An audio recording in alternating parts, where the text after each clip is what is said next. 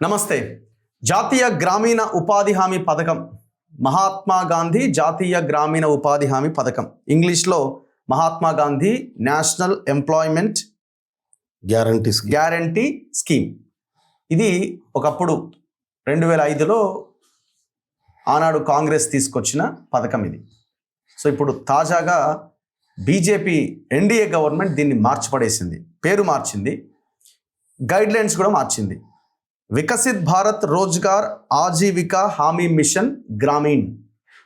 దీని ఫుల్ అంటే మన అబ్రివేషన్ ఏంటంటే విబిజీరామ్జీ. అక్కడేమో మహాత్మా గాంధీ ఉండే, ఇప్పుడేమో విబిజీరామ్జీ అంటున్నారు. దీంట్లో రామ్ అనే ఒక శబ్దం ఉంది కాబట్టి కొంతమంది ఇది దేవుని పేరు పెట్టిరని కూడా మాట్లాడుకుంటున్నారు. సరే, అది అసలు ఇది దానికి సంబంధం లేదు. పేరులో నాథురామ్ గాడ్సే పేరుందని కొత్త వాదన తీసుకొచ్చారు.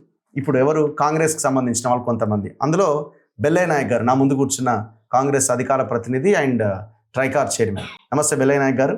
ఇప్పుడు ఇక్కడ విబిజీ రామ్జీ అంటే నాథురామ్ గాడ్సే ఎక్కడ కనబడ్డాడు మీకు? రెండు విషయాలు.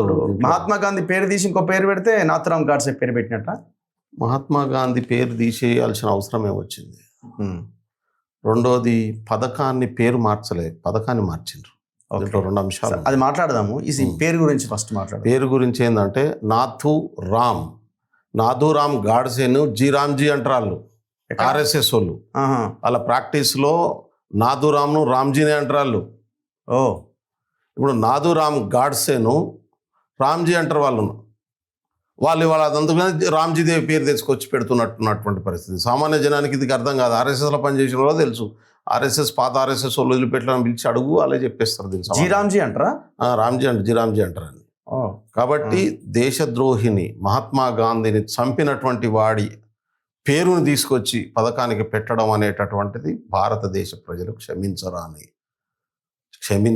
ఖచ్చితంగా బీజేపీ పార్టీ, ఆర్ఎస్ఎస్ దీనికి మూల్యం చెల్లించాల్సిన పరిస్థితి వస్తుంది. ఆమె ఎవరో ఎంపీ ఒకసారి ఇట్లా మార్గమైనటువంటి ఆలోచన అంటే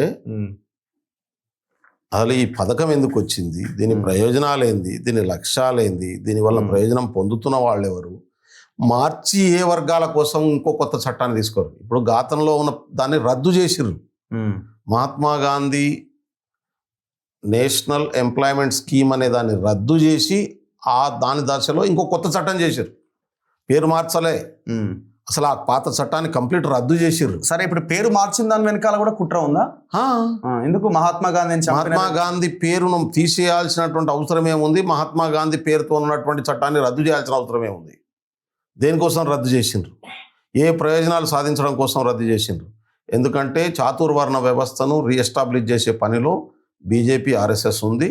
అందులో భాగంగా రాజ్యాంగబద్ధమైనటువంటి పద్ధతుల్లో చాతుర్వర్ణ వ్యవస్థను తీసుకొచ్చే పనిలో ఉన్నారు. మహాత్మా గాంధీ కూడా కాంగ్రెస్ యాంగిల్లో చూసి ఆయన పేరు తీసేసారు. కాంగ్రెస్ యాంగిల్ కాదు. అసలు ఈ భారతదేశంలో ప్రజాస్వామ్యం ఉండొద్దు, రాజ్యాంగం ఉండొద్దు, పేదలు ఉండొద్దు, ఉంటే వీళ్ళంతా ఆధిపత్య వర్గాలకు బానిసలుగా ఉండాలనేది వాళ్ళ రాజకీయ సిద్ధాంతం. దాన్ని అమలు చేస్తున్నారు. దాన్ని అమలు చేసే పనిలో చాలా నిమగ్నం అయిపోయి ఉన్నారు. మిగతా జనాలను ఉంటే వాళ్ళకి భయం లేదు. మొత్తం సంపదనంతా పెట్టుబడిదారులకు అప్పచెప్తున్నారు. బడా పారిశ్రామిక ఇద్దరికి మొత్తం అడవులని అప్పచెప్తున్నారు. అరావళిని కూడా అప్పచెప్పేస్తున్నారు. చూస్తున్నారు కదా మీరు. అరావళి పర్వతాలు మధ్య భారతదేశంలో ఉన్న మధ్యప్రదేశ్లో ఉన్నటువంటి అడవులు, ఛత్తీస్గఢ్లో ఉన్నటువంటి అడవులు మనం కూడా మాట్లాడినాం కదా. ఆడ నక్సలైట్లు అడ్డం ఉన్నారని చెప్పి నక్సలైట్లను చంపేస్తున్నారు. నక్సలైట్ల పేరు మీద ఉన్నటువంటి పేరుతో ఆదివాసులను చంపేసిండ్రు. ఆడ కాంగ్రెస్లోనో మిగతా డెమోక్రటిక్ పార్టీలో ఎవడన్నా అడిగేటోడు ఉన్నాడంటే ముందే కేసులు పెట్టి జైలు పడేసారు. మల్లక్మ 5 సార్లు మంత్రి ఎమ్మెల్యే చేసినోడు, 2 సార్లు మంత్రి చేసినోడు, ఏ కారణం లేకుండా తీసుకుపోయి ఇవాళ 2 సంవత్సరాలుగా జైల్లో ఉన్నాడు. రాయ్పూర్ జైలు కవాసి లక్మా. మరి ఇప్పుడు మహాత్మా గాంధీ పేరును మార్చి గాంధీని చంపిన గాడ్సే పేరు వచ్చేలాగా పెట్టిరని మీరు అంటున్నారు కదా. సో పెద్ద నిరసన కూడా ఏం లేదు కదా దీని మీద. అది ఎవరికి తెలియదు కూడా. నేను అంటున్నా, ఇప్పుడు నేను చెప్తున్న విషయం చాలా మందికి తెలియదు కూడా. ఇది గాడ్సే పేరు అనేటటువంటి విషయం ఆర్ఎస్ఎస్, బీజేపీకి తప్ప బయట జనాలకు తెలియదు. నాథురామ్ గాడ్సే నాతు రామ్జీ నాదు రామ్ పేరు పెట్టుకుంటున్నారు. మీ పార్టీ ఇంతవరకు ఈ లైనే తీసుకోలేదు, ఫస్ట్ టైం మీరే నేనే చెప్తున్నా. నేను దాంట్లో నేను చెప్తున్నానంటే నేను అడగులుగా చెప్పాను కదా, మీకు తెలుసు కదా. దాంట్లో పండిపోయారు కాబట్టి చెప్తున్నారా? నాకు ఆర్ఎస్ఎస్ మూలాలు తెలుసు, దాని పునాది తెలుసు, దాని ఆలోచన తెలుసు. ఈ దేశంలో 99% ప్రజల్ని అది ఎట్లా బానిసలుగా ఉంచిందో తెలుసు. కుల వ్యవస్థను ఎట్లా తయారు చేసింది, చాతుర్వర్ణ వ్యవస్థను ఎట్లా తయారు చేసింది, ఇవాళ గిరిజనులు బానిసలుగా ఉండడానికి కారణం ఏంది, బీసీలు బానిసలుగా ఎట్లా తయారు చేసుకున్నారు, మనం దేవుళ్ళ చుట్టూ గుళ్ళ చుట్టూ తిప్పుతారు, అధికారం సంపాదన ఆధిపత్య వర్గాలకు అప్పచెప్తారు. మనం అంతా కూడా దేవుళ్ళ చుట్టూ గుళ్ళ చుట్టూ తిరుక్కుంటూ ఉండాలి, మన సంపాదన అంతా దోచుకుపోవాలి. ఇదే ఎజెండా వాళ్ళది. మనల్ని బాగు చేసే ఎజెండా లేదు, మనల్ని సమానత్వ స్థాయికి తీసుకుని వచ్చేటటువంటి ఎజెండా లేదు. ఈ ఎస్సీ ఎస్టీ బీసీలంతా కూడా గదే పనిలో ఉంటారు. ఆ రోజు అంటదరానితనాన్ని శత్రువుగా చూపించి అంటదగిన వాళ్ళంతా ఒకటన్నారు. ఈరోజు ముస్లింలు శత్రువుగా చూపించి హిందువులంతా ఒకటి అంటారు. మరి ఎస్సీ ఎస్టీ బీసీలు అంతా హిందువులు అయితే మరి అగ్రవర్ణాలకు సమానంగా డెవలప్ చేయండి నాయన అంటే ఇది చేయరు. ఈడికి వచ్చేళ్ళకి మాత్రం మళ్ళీ నువ్వు బట్టలు ఉతకాలే, నువ్వు చెప్పులు కుట్టాలి, నువ్వు చదువుకోవడానికి వీలేదు, ఏం వస్తాయి త్వరలో. ఈ చట్టాలు కూడా వస్తాయి, మీరేం పడాల్సిన అవసరం లేదు. మీదేం క్యాస్ట్? మీదేం క్యాస్ట్? బీసీ మేము. అరే ఏం బీసీ? బీసీలో కూడా పద్మశాలి బట్టలు వేసుకోవాలి. నువ్వు ఏంది కెమెరా పట్టుకొని, ఏంది పుస్తకం పట్టుకొని, ఏంది నీ కథ?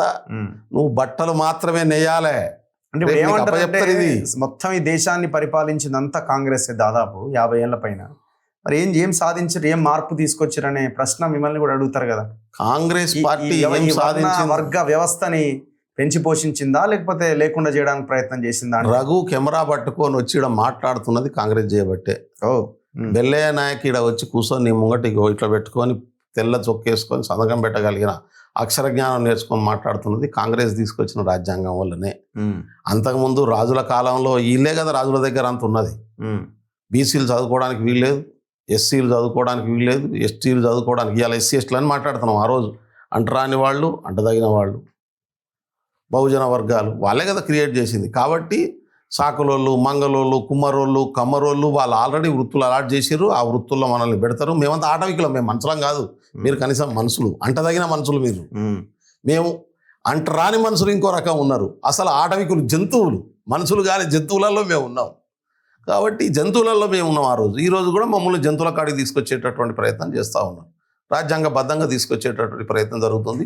ఈ దేశంలో ఉన్న ఈ వర్గాలు ఎప్పటికన్నా అప్రమత్తం కాకపోతే ఈ మేము బానిసత్వంలోనే ఆనందం పొందుదామంటే వాడు కాపాడలేడు. ఇప్పుడు పాయింట్ ఏంటంటే మేము పథకం యొక్క రూపాన్ని మార్చినాము, చాలా గొప్పగా తయారు చేసినాము అంటున్నారు వాళ్ళు. ఎట్లా 100 రోజుల పని దినాలు 125 రోజులకు పెంచినాం అంటున్నారు. ఎక్కడ పథకంలో ఇబ్బంది లేదు, ప్రజలకు ఇంకా మెరుగైన ఫలితాలు వచ్చేలాగానే చేస్తామని అంటున్నారు. అది కనబడట్లేదా మీకేం?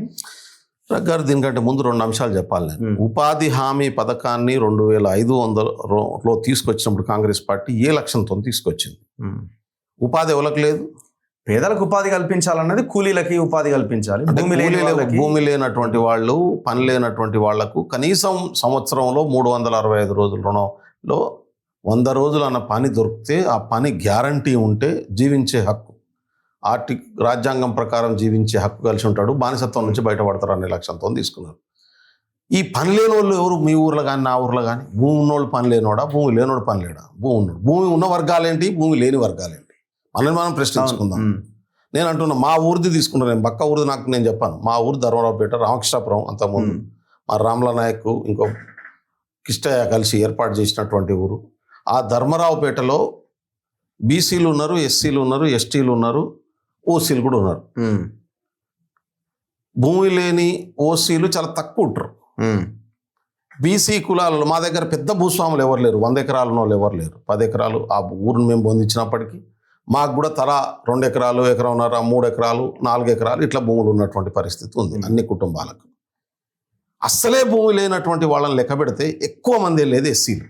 అందులో మాదికల నుంచి ఎక్కువ మందికి భూమి లేని వాళ్ళు వెళ్తారు. గవర్నమెంట్ 1974-75లో ఇందిరాగాంధీ ఇచ్చిన భూములు ఎకరం, అరెకరం భూములు తప్ప ఎస్సీలకు అంతకుముందు భూములు లేవు. 80%, 85% ఎస్సీలు ఈ రోజు వరకు కూడా రెక్కల కష్టాన్ని నమ్ముకొని బతుకుతున్నటువంటి పరిస్థితి ఉంది. సరే, మా దగ్గర కొంత అడవి కొట్టినప్పుడు అడవి కొట్టినటువంటి క్రమంలో కొందరు ఎస్సీలకు భూములు వచ్చినాయి, బీసీలకు కూడా భూములు వచ్చినాయి. అందుకనే అసలే భూమి లేనటువంటి ఎకరం, అరెకరం ఉన్నటువంటి వాడికి 365 రోజులు వాడు బతకలేడు. కాబట్టి ఈ పథకాన్ని పెడితే దీని పేరు మీద పనిచేస్తే ఆ పనితోని పైసలు వస్తే వాళ్ళు పిల్లల్ని చదివించుకుంటారు, ఆనందం తింటారు అనే ఉద్దేశంతో తీసుకొచ్చింది. ఇది 100% కేంద్ర ప్రభుత్వం డబ్బులతో నడిచింది గతంలో. రెండోది 100 రోజులు గ్యారంటీ పని ఉంది. ఈ పని చేయించడానికి పనిచేసేటటువంటి యంత్రాంగంలో ఉద్యోగులకు 100% జీతాలు కేంద్ర ప్రభుత్వం ఇచ్చేది. 100% జీతం కేంద్ర ప్రభుత్వం ఇచ్చేది. పనిముట్లు కొంటే 75% కేంద్ర ప్రభుత్వం ఇచ్చేది, 25% రాష్ట్ర ప్రభుత్వం ఇవ్వాలనే నిబంధన. ఇవాళ ఏం పెట్టిండ్రు? 60-40. ఇవాళ ఏం పెట్టిండ్రు? 100 రోజుల గ్యారంటీ లేదు, 125 రోజుల గ్యారంటీ ఉందా? మరి లేదు. ఫ్లెక్సిబిలిటీ ఉంది, గ్యారంటీ లేదు. ఎందుకది? అరే మళ్ళీ వికసిత్ భారత్ రోజ్గార్ ఆజీవిక హామీ మిషన్ గ్రామీణ్, దాంట్లో కండిషన్స్ ఏం పెట్టిర్రు అనేది ఇంపార్టెంట్. హామీ ఉందిగా పదం. అదే హామీ పదం పెట్టుకుంటే హామీ ఇచ్చినట్టు కాదు. 125 రోజులకు పెంచుతున్నామని బయటికి చెప్తున్నారు, కానీ 40% రాష్ట్ర ప్రభుత్వం భరించాలంటున్నారు. ప్రతి రాష్ట్ర ప్రభుత్వం తన రాష్ట్రానికి అనుగుణంగా మళ్ళా కొత్త చట్టం చేసుకోవాలనుకుంటారు. రాష్ట్ర ప్రభుత్వాలు ఎన్ని చేస్తాయి? ఎక్కడెక్కడ చేస్తాయి? బీజేపీ పాలిత రాష్ట్ర ప్రభుత్వాలు చేస్తాయి. ఇప్పుడు చేయడమే కాదు, 40% భరించాలంటే ఏ రాష్ట్ర ప్రభుత్వం దగ్గర డబ్బులు ఉన్నాయి? రెండోది, ఇప్పుడు సౌత్ ఇండియాలో ఇప్పుడు తమిళనాడు హిందీయే రాదు, నువ్వు హిందీలో పేరెత్తి పెడతావు ఎందుకు? బలవంతాన హిందీని రుద్దే ప్రయత్నం చేస్తున్నావు. ఇప్పుడు తెలంగాణలో కానీ, ఆంధ్రప్రదేశ్లో కానీ, కేరళలో కానీ, కేరళలో చదువుకున్న వాళ్ళు ఉన్నారు. నీకు కర్ణాటకలో కానీ ఈ పేరు ఎట్లా పలకనికి వస్తుందా కనీసం? ఏం పద్ధతిలో తీసుకొస్తున్నావు నువ్వు? ఏ ఆధిపత్యాన్ని, హిందీ ఆధిపత్యాన్ని రుద్దే ప్రయత్నం ఎందుకు చేస్తున్నావు దీని ద్వారా నువ్వు? కాబట్టి నీ ఉద్దేశం క్లియర్ కదా. ఇప్పుడు ఒకటి సరే, రాజకీయ ఉద్దేశాలు ఒకసారి పక్కన పెడదాం. ఆర్థికపరమైన ప్రయోజనాలు, ప్రజలకు రావాల్సినటువంటి ప్రయోజనాలు ఈ పథకం ద్వారా వస్తాయా? గత చట్టానికి దీనికి ఉన్నటువంటి తేడా ఏంది? గత చట్టంలో 100% పని కల్పించే బాధ్యతను కేంద్ర ప్రభుత్వం తీసుకున్నది, డబ్బులు ఇచ్చే బాధ్యతను కేంద్ర ప్రభుత్వం తీసుకున్నది, ఉద్యోగులను మెయింటైన్ చేసే బాధ్యతను కేంద్ర ప్రభుత్వం తీసుకున్నది, పనిముట్ల కాడికి వచ్చేటలకు 75% కేంద్ర ప్రభుత్వం, అంటే గడపాటలు, పారలు, తట్టలు ఇవన్నీ 25% మాత్రమే రాష్ట్ర ప్రభుత్వానికి సంబంధించినటువంటి కాంట్రిబ్యూషన్ ఉండేది. ఇవాళ 40% రాష్ట్ర ప్రభుత్వం ఇవ్వాలంటే రాష్ట్ర ప్రభుత్వాలు ఇవ్వకపోతే ఈ పని నడవదు కదా. ఇప్పుడు చాలా పథకాలు కేంద్ర ప్రభుత్వం నుంచి వచ్చేటటువంటి పథకాల్లో రాష్ట్ర ప్రభుత్వం పర్సంటేజ్ ఉన్న దగ్గర ఒక్క పథకం కూడా ముందుకు పోవట్లేదు కదా రాష్ట్రాలలో. ఇప్పుడు మన దగ్గర ఏ పథకాలు కేంద్ర ప్రభుత్వం, రాష్ట్ర ప్రభుత్వం జాయింట్గా ఉన్నటువంటి పథకాలు నడుస్తున్నాయి? ఒకటి చెప్పండి, నాకు అర్థం కాదు. కాబట్టి ఇప్పుడు నార్త్ ఈస్ట్ స్టేట్లు ఉన్నాయి, ఈశాన్య భారతదేశం ఉన్నాయి, మొత్తం గిరిజన రాష్ట్రాలు, 7 గిరిజన రాష్ట్రాలు. ఈ గిరిజన రాష్ట్రాల గ్రామీణ ప్రాంతంలో ఈ పథకం ఎట్లా అవుతుందో చెప్పు. వాళ్ళు గవర్నమెంట్ను నడిపించాలంటేనే కూడా కేంద్ర ప్రభుత్వం మీద ఆధారపడతారు. ఇవాళ కేంద్రం 40% రాష్ట్ర ప్రభుత్వాలకు ఇవ్వాలంటుంది, ఏడుకేళ్ళు ఇస్తారు? ఇవ్వనప్పుడు ఆ పథకం ఖతం, క్లోజ్ అయినట్టే కదా. అంటే ఎవరికి? రెండోది, ఎప్పుడైనా పని చేయొచ్చు అంటారు. అంతకుముందేమో సమ్మర్లో పని చేసేటట్టు పెట్టారు పని లేని రోజులలో. కానీ ఇప్పుడు ఎప్పుడైనా పని చేయొచ్చు అంటే ఇప్పుడు పని దొరికేటటువంటి టైంలో పని దినాలు పెట్టి నువ్వు ఇవ్వకుంటే కొడతావు, నువ్వు పనికి రాలేదంటావు రేపటి నుంచి. అంటే ఏమన్నట్టు నువ్వు? ఈ పేదోడికి కేంద్ర ప్రభుత్వం నుంచి వచ్చేటటువంటి నిధులు అందకుండా చేయాలనేటటువంటి దుర్మార్గమైనటువంటి ఆలోచన దీని మీద ఉన్నది. ఎందుకంటే ఈ పేద వర్గాల్లో 99.9% ఎస్సీ ఎస్టీ బీసీలు ఉన్నారు. కాబట్టి వీళ్ళకు ఇయ్యకూడదనే మనుధర్మ సిద్ధాంతాన్ని ఇంకో ఫామ్లో అమలు చేస్తున్నాడు. ఇది అందుకని ఇది ధర్మాన్ని, చాతుర్వర్ణ వ్యవస్థను అమలు చేసి ఆధిపత్య కులాల అధికారాన్ని సుస్థిరంగా ఉంచాలి. ఈ పేదోన్ని మరింత పేదరికంలో నెట్టి వీడు మళ్ళా అన్నం ఆడుకునే పరిస్థితికి తీసుకురావాలనేటటువంటి దుర్మార్గమైన ఆలోచన ఉంది. ఇంతకుముందేమో హక్కుగా ఉండేది, రాజ్యాంగబద్ధమైనటువంటి హక్కుగా ఉండేది. ఇప్పుడు హక్కుగా కాదు, భిక్షల కింద కన్వర్ట్ చేస్తున్నారు దాన్ని. లోక్సభ ఆమోదిస్తేనే చెయ్యాలి. నేను అంటున్నా, ఏ రాష్ట్ర ప్రభుత్వం చేస్తుంది? ఎప్పుడు ఇంతకుముందు రాష్ట్ర ప్రభుత్వాలకు అవకాశం లేదు, ఇంప్లిమెంట్ చేయాల్సిందే. కేంద్ర ప్రభుత్వం డైరెక్ట్ పెట్టినటువంటి చట్టం ఇప్పుడు ఆయన రాష్ట్ర ప్రభుత్వాలకు వెసులుబాటు కలిపి పెట్టిన దాన్ని ఇంప్లిమెంట్ చేయవు, ఏం చేస్తావు? ఇప్పుడు ఎస్సీ వర్గీకరణది సుప్రీంకోర్టు జడ్జిమెంట్ వచ్చింది, కేంద్ర ప్రభుత్వం చెప్పింది. ఏ రాష్ట్ర ప్రభుత్వం అమలు చేసింది? తెలంగాణ వదిలిపెట్టి. ఎందుకు చేయట్లేదు? కర్ణాటక ఎందుకు చేయట్లేదు? ఎంఆర్పిఎస్ మూవ్మెంట్ కర్ణాటక కూడా నడిచింది కదా, మహారాష్ట్రలో కూడా నడిచింది కదా, ఎందుకు జరగట్లేదు? అందుకని కేంద్రం చేసినంత మాత్రం రాష్ట్రాలు చేయాలనే ఉన్నది. అందుకని ఇప్పుడు ఇది చేసి వదిలేస్తున్నారు వాళ్ళు. అంటే ఉన్నటువంటి హామీ గ్యారంటీని నిర్వీర్యం చేసేటటువంటి కుట్రను ఒక ప్రణాళికాబద్ధంగా పేదల మీద పగబట్టి, అందులోనూ బలహీన వర్గాల మీద పగబట్టి చేస్తున్నటువంటి స్కీమ్ ఇది. ఇది ఉద్దేశపూర్వకంగా చేస్తున్నటువంటి స్కీమ్. దీంట్లో 2 లక్ష్యాలు ఉన్నాయి. ఒకటేమో ఆర్థికంగా కింది వర్గాలను తొక్కేయడం, రెండోదేమో రాజకీయ సిద్ధాంతంగా భావజాలం పరంగా ఆధిపత్య వర్గాల భావజాలాన్ని బలోపేతం చేయడం అనే పెద్దలో పేరు మార్పులో ఉన్నది. ఇవి 2 లక్షలు. రాబోయే రోజుల్లో ప్రజల్లో ఏమైనా వీళ్ళు ఈ స్కీమ్ ఇంప్లిమెంట్ అంటే ఈ చట్టం అమలు కాకపోతే మన నిరసన వ్యక్తం అవుద్దేమో. సో ఇప్పటివరకు అయితే అంత పెద్ద స్థాయిలో సరే చర్చ ఉంది తప్ప రోడ్ల మీదకి వచ్చి ఆందోళన చేసేంత పరిస్థితి అయితే లేదు. ఇప్పుడు ఇది జరగకపోవడం వల్ల మాకు నష్టం జరిగింది అనేటటువంటి వాళ్ళు ఎవరు? ఏ వర్గాల ప్రజలు? అదే అంటున్నా. వాడు 2 పూటల తిండికి లేనటువంటి వాడు రోడ్డు మీదకి వచ్చి ధర్నా చేసే టైం ఎక్కడ ఉంటుంది? పరిస్థితి ఎట్టుంటుంది? ఆ పరిస్థితి క్రియేట్ చేస్తున్నారు. ఓకే. ఇది ఒక ప్రణాళికాబద్ధంగా చేస్తున్నారు. దీని మీద స్పందించాల్సింది పేదోడు కాదు, పేదోడి కంటే ముందు బుద్ధిజీవులు, ఓకే, జ్ఞానం ఉన్నవాళ్ళు, చదువుకున్నటువంటి వాళ్ళు, ఈ వర్గాల నుంచి ప్రాతినిధ్యం వహిస్తున్నటువంటి వాళ్ళు. వాడు ఏ రాజకీయ నిర్మాణంలో ఉండని, ఇక్కడ నీ వర్గాన్ని చంపేస్తున్నాడు వాడు, బానిసలుగా మారుస్తున్న చట్టాలను చేస్తుంటే నోరు మూసుకొని రఘును బెల్లయ్యనాయక్ కూర్చుంటే అర్థమైంది. ఇంకొక ప్రధానమైన అంశము, ఈ ఆరావళి పర్వతాలని తీసేసే ఒక ప్రక్రియకి శ్రీకారం చుట్టింది కేంద్రం అని ఒక చర్చ నడుస్తున్నది. దేశమంతా చర్చ ఉన్నది. సుప్రీంకోర్టు కూడా 100 మీటర్ల లోపు ఉన్న అట్లాంటి కొండలు, గుట్టలు ఇట్లాంటి వాటిని మీరు తొలగించుకోవచ్చు అనే ఆదేశం కూడా ఇచ్చినట్టున్నది. అంటే తీర్పు ఇచ్చింది. ఆదేశం మీన్స్ అన్న 3 అంశాలు ఉన్నాయి. ఇది దేశవ్యాప్తంగా చర్చ నడుస్తున్నది. మనం కూడా మాట్లాడుతున్నాం. పొల్యూషను, కొండలు, గుట్టలు, చెట్లు, పుట్టలు ఇవన్నీ తొలగిస్తే, అడవిని తీసేస్తే మనం ఎట్లా బతకాలి అన్నది. నేను తెలంగాణలో ఓపెన్ కాస్ట్లకు వ్యతిరేకంగా తెలంగాణ రాష్ట్ర కోసం ధర్తీ బచావ్ ఆందోళన మొదలుపెట్టినప్పుడు ఓకే, పెద్ద ఎత్తున పాదయాత్ర చేసిన మనోళ్ళు, నేను ఓపెన్ కాస్ట్ వర్గా జరిగేటటువంటి నష్టాన్ని చేసినాం. అరావళి పర్వతాలు గుజరాత్, రాజస్థాన్, హర్యానా, ఢిల్లీ దాకా ఉన్నటువంటి అరావళి పర్వతాలు ఇవి ఏం చేస్తున్నాయి? థార్ ఎడారిని కిందికి రాకుండా ఆపుతున్నాయి. ఓకే, థార్ అడావళి పర్వతాలు పోతే థార్ ఎడారి ఎక్స్పాన్షన్ మధ్యప్రదేశ్ దాకా వస్తుంది, మహారాష్ట్ర దాకా వస్తుంది. రాసి పెట్టుకోండి, నేను చెప్తా ఉన్నాను. రెండవది, కింది నుంచి పోయేటటువంటి ఋతుపవనాలు, మనకు జూన్ జూలైలో పోయేటటువంటి ఋతుపవనాలు మనం బంగాళాఖాతం నుంచి పోయి పైకి తలిగి మళ్ళీ రిటర్న్ వచ్చినప్పుడు మనకు అక్టోబర్లో, నవంబర్లో మనకు వర్షాలు పడతాయి. ఓకే, సెప్టెంబర్, అక్టోబర్లో వర్షాలు పడతాయి, రిటర్న్ వచ్చినప్పుడు పడేటటువంటి వర్షాలు. ఇప్పుడు ఏం జరుగుతుందంటే, అరావళి పర్వతాలు పోతే ఢిల్లీలో నివసించే పరిస్థితి ఉండవు. సుప్రీంకోర్టు నుంచి సుప్రీంకోర్టుకు రాష్ట్ర ప్రభుత్వం ఇచ్చినటువంటి, కేంద్ర ప్రభుత్వం ఇచ్చినటువంటి నోట్ ఏంటంటే, 100 మీటర్ల కంటే పైన ఉన్నటువంటి వాళ్ళను మాత్రమే, వాటిని మాత్రమే పర్వతాలు గుర్తిస్తాం, మిగతాయని గుర్తించాం. అరావళి పర్వత పంక్తి శ్రేణిలో 8 పర్వతాలు మాత్రమే 100 మీటర్ల కంటే పైన ఉన్నాయి, మిగతా ఎక్కడ లేవు. కాబట్టి ఇప్పుడు అరావళి పర్వతాలు ఈ లెక్కన తీసేస్తే మొత్తం బుల్డోజర్లతో తవ్వేసేసి ఖతం చేసేస్తారు. చేయడం వల్ల చాలా నష్టం జరుగుతుంది, పర్యావరణం మొత్తం ఖతమైపోతుంది. ఇప్పటికే ఢిల్లీలో అసలు ఆ పొల్యూషన్తో నివసించలేనటువంటి పరిస్థితి ఉన్నది. అది ఇండెక్స్ ఎంత ఉన్నదో మీకు మీరే చెప్పాలి. 400 ఉంది ఎక్కువ ఎయిర్ క్వాలిటీ ఇండెక్స్. అంటే సిలిండర్లు మూతికి కట్టుకొని తిరగాల్సిన పరిస్థితులు వస్తాయి వాళ్ళు చెప్పేటట్టు. ఈ వెనకాల మేము వెనకాట దళితులకు చీపుర్లు కట్టించి నడిపించారు కదా ఒకప్పుడు చాతుర్వర్ణ వ్యవస్థలో, అట్లా సిలిండర్ భుజానికి కట్టుకొని మూతికి ఆక్సిజన్ మాస్క్ పెట్టుకొని తిరగాల్సినటువంటి పరిస్థితి. నీళ్ళను అమ్ముకుంటున్నారు. 30 ఏళ్ల కింద నేను పుట్టినప్పుడు, నేను తిరుగుతున్నప్పుడు నీళ్ళు లేవు, కానీ నీళ్ళు కామోడిటీ అయిపోయింది. నీళ్ళు ఇప్పుడు ప్యాకెట్లలో కొనుక్కొని తాగుతున్నాం. అప్పుడు నవ్వేటోళ్ళు అందరూ నీళ్ళు అమ్ముకునే పరిస్థితి వస్తుందా అంటే, నీళ్ళు కొనుక్కునే నీళ్ళు కూడా కొనుక్కొని తాగుతారా అనేది చిన్నప్పుడు. కానీ ఇలా నీళ్ళు కొనుక్కొని తాగుతున్నాం. ఇప్పుడు గాలి ఇప్పుడు గాలి కొనుక్కొని తాగాల్సినటువంటి పరిస్థితి, పీల్చాల్సినటువంటి పరిస్థితిని తీసుకొచ్చే ప్రయత్నం జరుగుతుంది. మీరు చూడండి, నక్సలైట్ల పేరు మీద ఆదివాసుల్ని చంపుకుంటే ఛత్తీస్గఢ్ మొత్తం కూడా ఖతం చేసేస్తున్నారు. ఎందుకు అంటే, ఆ మొత్తం అడవిని తీసుకుపోయి దానికి అప్పచెప్పాలి. మధ్యప్రదేశ్లో ఆల్రెడీ 1400 ఎకరాలు అప్పచెప్తే 10 లక్షల చెట్లు ఒక్క దగ్గరే నరికేసినటువంటి పరిస్థితి. ఒక్క చెట్టు తయారు కావడానికి 100 నుంచి 300 సంవత్సరాలు పడుతుంది. అటువంటి చెట్లు ఆల్మోస్ట్ 10 లక్షల చెట్లు నరికేసినటువంటి పరిస్థితి. పెద్ద ఉద్యమం మొత్తం ఆదివాసీ ప్రాంతంలో ఇవాళ మధ్యప్రదేశ్లో జరుగుతూ ఉన్నటువంటి పరిస్థితి. అదేవిధంగా నీకు హిమాచల్ ప్రదేశ్ అదే పరిస్థితి.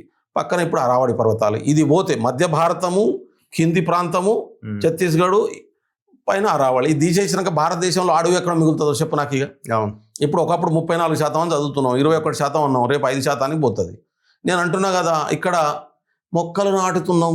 నీ మొక్క నాటినప్పుడు అది ఎప్పుడు పెరగాలి, ఎప్పుడు ఆక్సిజన్ ఇవ్వాలి, ఎప్పుడు జనాల్ని బతికియాలి. ఒక్క చెట్టుతోనే ఎన్ని లక్షల టన్నుల ఆక్సిజన్ వస్తుంది. అటువంటి చెట్లను నరికేసి నువ్వు ఏం చేయదలుచుకున్నావు? ఎవరి ప్రయోజనాల కోసం చేయదలుచుకున్నావు? ఇదేమైనా ప్రజలకు ఉపయోగపడే పనా? అదాని ఆస్తులు పెంచుకోవడం కోసం అడవులను ఖతం చేస్తున్నటువంటి పరిస్థితి. అడ్డమైన మొత్తాన్ని నక్సలైట్ల పేరు మీదనో, అర్బన్ నక్సలైట్ల పేరు మీదనో, లేకుంటే ఇంకోని పేరు మీదనో చంపుతున్నటువంటి పరిస్థితి. మాట్లాడేటటువంటి వాళ్ళు లేనటువంటి పరిస్థితి. ఈ దేశం ఎటుపోతుందో నాకు అర్థం కావాలి. నీళ్ళు నమ్మేస్తుండు, భూమిని నమ్మేస్తుండు, ఇవాళ రేపు పర్వతాలను నమ్మేసిండు, ఏం మిగలకుండా చేసిండు. 371 తీసేసి కశ్మీర్ను కంట్రోల్ తీసుకొస్తామని చెప్పి తీసుకుపోయి అదానికి భూములు కొనుక్కునే పరిస్థితి క్రియేట్ చేసి అయిపోయాయి. ఇప్పుడు ఆడనేమో నార్త్ ఇండియాలో మొత్తం కంప్లీట్ హర్యానా రాష్ట్రంలో ఉన్నటువంటి గోడౌన్లన్నీ అదానికి అప్పచెప్పాయి. అంటే ఏం చేస్తున్నది మోడీ ప్రభుత్వం? ఎవరి ప్రయోజనాల కోసం పనిచేస్తుంది? ఇది పార్టీ వ్యవహారం కాదు. నేను మళ్ళీ చెప్తున్నాను, భారత ప్రజలు కనుక అలర్ట్ కాకపోతే, ఆక్సిజన్ లేక కుప్పలు కుప్పలు శవాలు తేలే పరిస్థితి ఇది. నీళ్లు దొరకవు, రాజస్థాన్కో తాగనికి కూడా నీళ్లు దొరికే పరిస్థితి ఉండదు. ఇక ఎడారి ఎంత ఎక్స్టెండ్ అవుతుందో చెప్పలేనటువంటి పరిస్థితి వస్తుంది. గుజరాత్, రాజస్థాను, మధ్యప్రదేశ్ ఆ పైన ఉన్నట్టు మనకేం ప్రమాదం? నేనంటున్నా ఆ గాళ్ళని మందాకొస్తాయి. అంతే కదా. తుఫాను, ఇసుక తుఫాన్లు, నేను మళ్ళీ చెప్తున్నా, ఇసుక తుఫాన్లు ఆపేటటువంటి అరావళిని కాదు, మనకి చలి ప్రభావం ఎక్కడి నుంచి? దాని నుంచే వస్తుంది. రాష్ట్రాల నుంచి వచ్చే గాలే కదా. ఇప్పుడు ఏమవుతుంది, మంచు కరగవచ్చు. నీకు హిమాలయ పర్వతాలు కూడా 50 ఏళ్ళ తర్వాత ఉండవు. ఎందుకు? ఇక్కడ నుంచి పోయేటటువంటి ఈ వేడుగాలు తగినాక అది కరుగుతాయి కదా. కరుగుతే ఖతమైన మట్టం పెరుగుతుంది, సముద్రం మట్టం పెరుగుతుంది, కింద మునుగుతుంది, పైన కూలిపోతుంది. పైన ఉన్నటువంటి హిమాలయాలు కరుగుతే నీళ్లు కిందికి పోతే సముద్రంలో నీళ్లు ఎక్కువైనాక పెరుగుతుందా పెరగదా? పెరిగినప్పుడు కింద పక్కన ఒక 3 అడుగులు పెరిగింది అనుకో, ఎంత పోతుంది? రాజమండ్రి ఉంటుందా? రాజమండ్రి దాకా ఉంటుందా కింది ప్రాంతం? సముద్రం పెరిగితే సముద్రం చుట్టుపక్కల ప్రాంతంలో ఉన్నటువంటి ఎన్ని పట్టణాలు మునగాలే? ఏదో చెప్తారు కదా, శ్రీకృష్ణ నగరం ఉండేది అది సముద్రంలో మునిగింది అని. ఇవాళ మనం అట్లా మునగాల్సిన పరిస్థితిని తీసుకొస్తున్నది ఈ ప్రభుత్వం. అరాచకత్వం వల్ల, అవగాహన లేనితనం వల్ల, పెట్టుబడిదారులకు ప్రయోజనం లేకపోవడం అంటే స్వార్థం వల్ల, వ్యక్తుల స్వార్థం వల్ల. కాబట్టి ఈ దేశాన్ని, ఈ ప్రజల్ని కాపాడుకోవాలి. ఎందుకంటే ప్రపంచం అంతా ఇప్పుడు ఎట్ట తయారైందంటే అసలు చూస్తుంటే నాకు ఒక రకమైనటువంటి ఆశ్చర్యం అనిపిస్తుంది. అరాచకత్వం ఎట్లా ఆగాలనేది అర్థం కావట్లేదు. ప్రజలు మేల్కోకుండా కష్టమవుతుంది. అంతేగా. Anyway, thank you very much Bellayya Nayak గారు. Thank you. సో ఏదేమైనా ప్రజల నుంచి నిరసన వస్తేనే ఏదైనా ఒక అరాచకమైనటువంటి నిర్ణయం తీసుకోవడం అనేది ఆగిపోతుంది. సో అదర్వైజ్ నష్టం అనేది మనం నష్టపోవాలి. ఇక మన జనరేషన్ అంటే అయిపోతుంది, దగ్గర పడుతున్నది. ఇక నెక్స్ట్ మన తర్వాత వచ్చే జనరేషన్ ఈ మనం చేసిన ఈ పాపం వల్ల వాళ్ళు భరించాల్సిన పరిస్థితి వస్తుంది. అంటే మన పిల్లలు, వాళ్ళ పిల్లలు భరించాల్సిన పరిస్థితి వస్తుంది. ఆలోచించాలి. ప్రశ్న అనేది చాలా important. Thank you Bellayya Nayak గారు. Thank you very much. చూస్తూనే ఉండండి మన తొలి వెలుగు.